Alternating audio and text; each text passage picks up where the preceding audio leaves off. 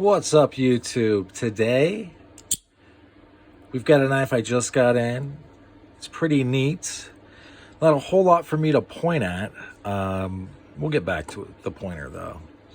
This is, I believe, the Warhorse from lionSteel, exclusively for collectors' knives, as you can see right there.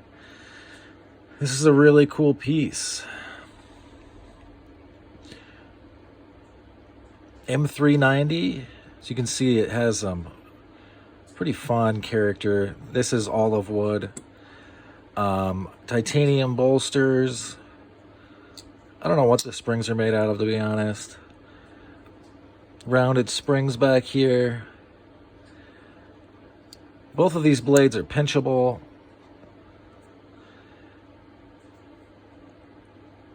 I mean, this is a really great little piece. The action is spot on.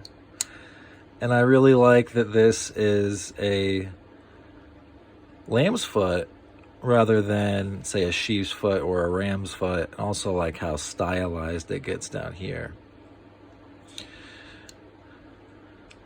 Super cool, super classy. I think this was $130-ish. Still on his site, some of these pieces.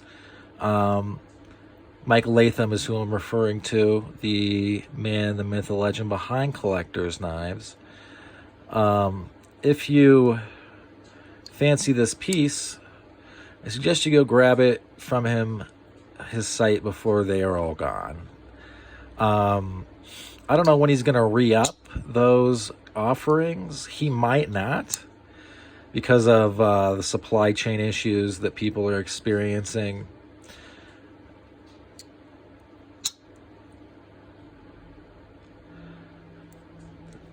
Very nice piece. This M390 is going to hold up great, not give me a lot of trouble.